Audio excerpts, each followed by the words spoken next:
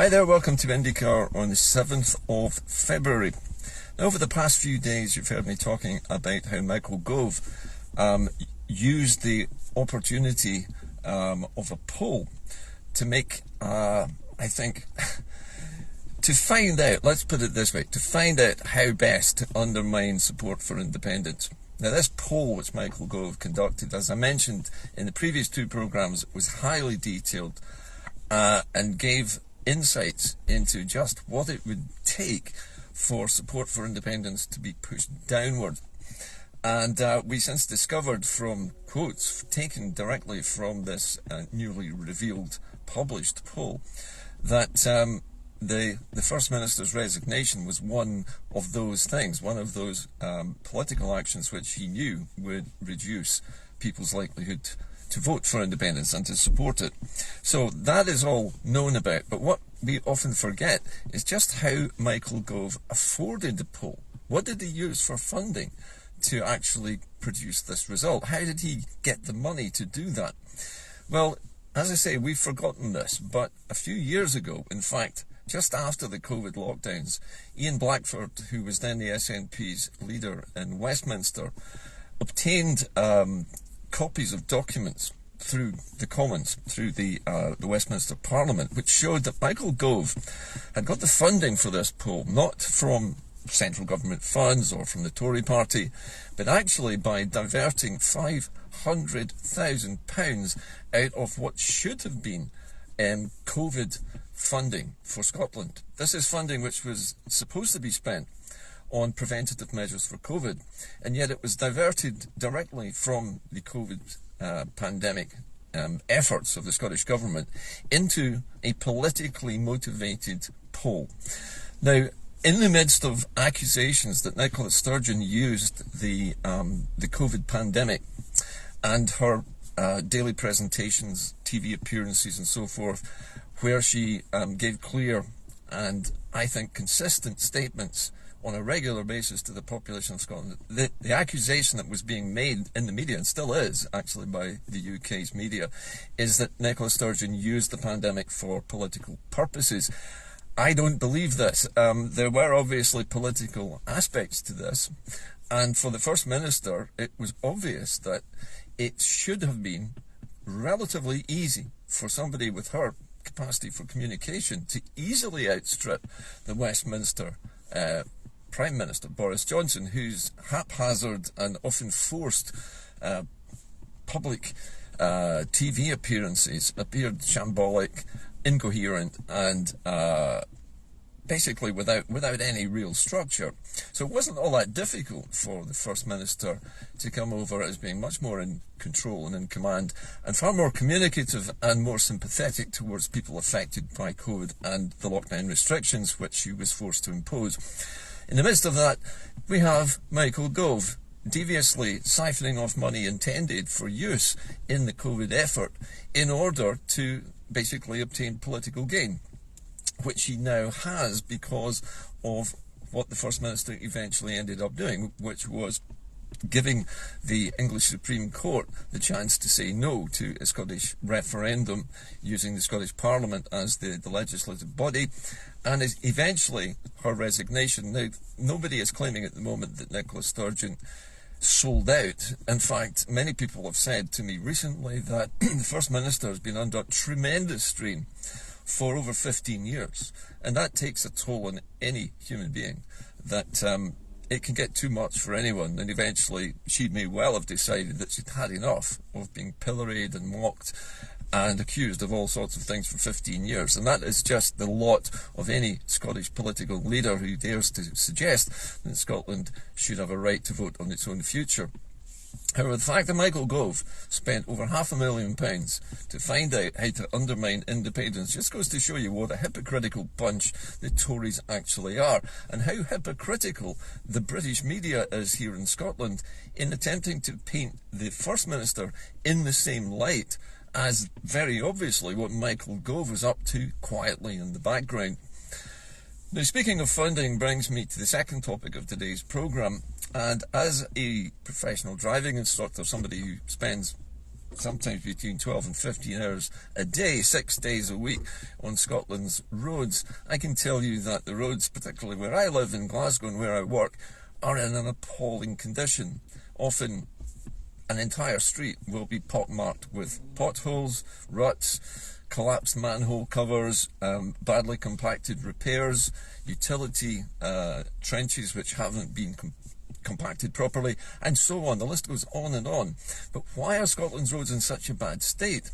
The obvious answer to that is, I think, historically, Scotland's roads have been neglected by all kinds of different political parties over the years. Most notably, the Labour Party, when it was in power, spent decades ignoring the state of the roads and only patching them up when they became undrivable. But is it possible for Scotland to completely resurface all of its road system, and how could we afford that? We often assume that such a Herculean task would be well beyond the capacity of Scotland's government and parliament and its tax take to actually produce enough funding to pay for the regular resurfacing of our roads. Now, I did some basic calculations today. According to publicly available information, Scotland has about 55,000 kilometres of tarmac road surfaces.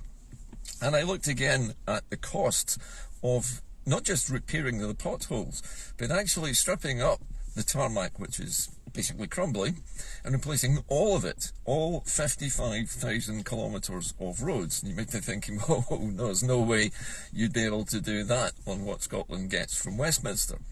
But you'd be wrong, because in total, and these are very broad ballpark figures, in order to completely replace all of the surfaces of Scotland's 55,000 kilometres of roads every 25 years, which is the lifespan of tarmac, incidentally, according to experts, it would cost approximately, and the minimum figure I came up with was £2.2 billion.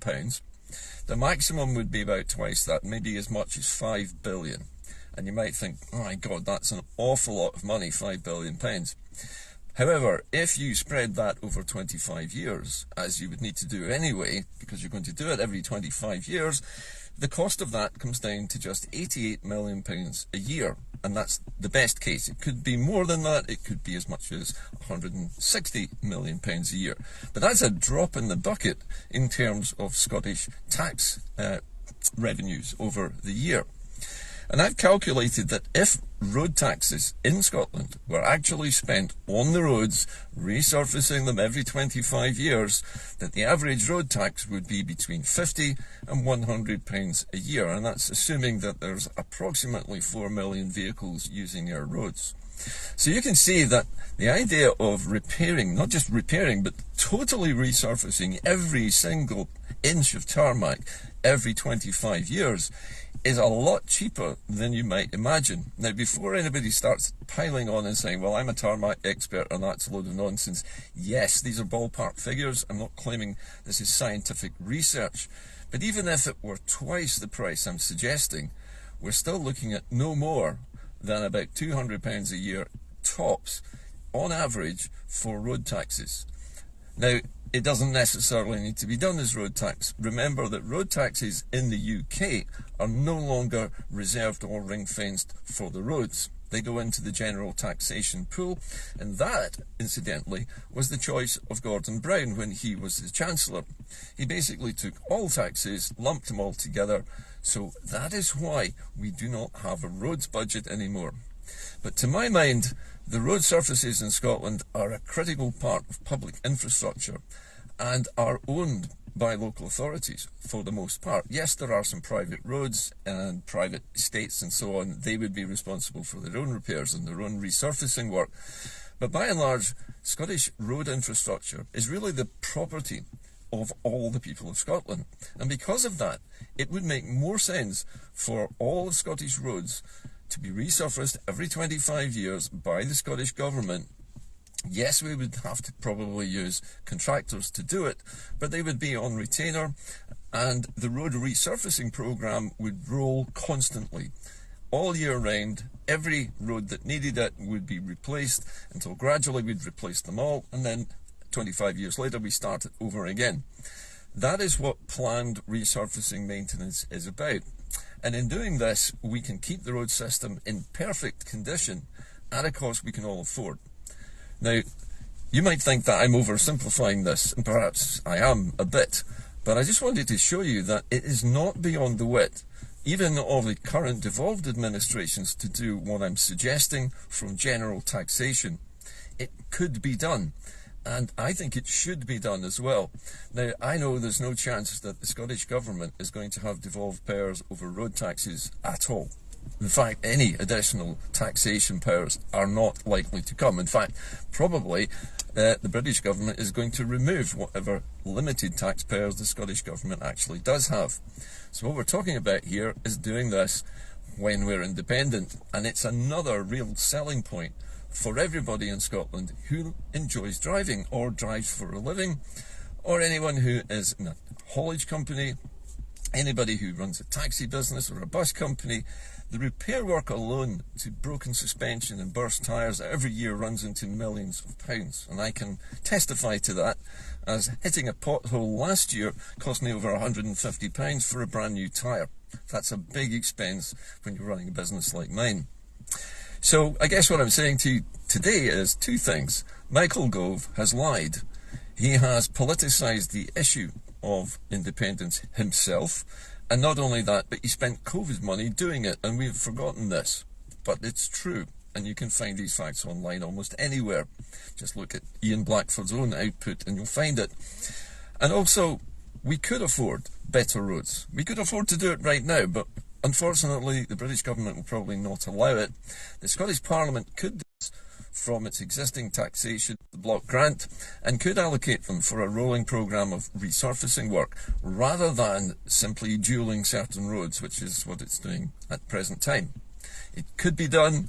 It requires political will to do it, but the connectivity of our rural communities, particularly in the Highlands, our major road network is taken care of by a private company already. So we're talking about motorways here, and major connections. But country roads are the responsibility really of the Scottish Government, and I suppose by default they fall into the funding of local authorities. Local authorities are not ideally placed to do this work. They have road repair crews of their own, but they don't have the capacity to resurface an entire stretch of road. But they could have if the entire process was done differently. Anyway, that's about it from IndyCar today, but I thought these two things were worth talking about. And in the absence of any good news on the subject of Scottish independence, it's sometimes good just to imagine what we could do if we weren't shackled to a bankrupt third world state like the United Kingdom. That's it from me today. I'll see you again later in the week. Keep supporting the channel. I really do appreciate all your donations, and also incidentally you can rewind this video while it's running now, so you have the chance to rewind the live video while you're watching it. So if you've come in late, you can go back to the beginning and watch all over again. And also you can comment as you know during the program, and send messages during the programs as well.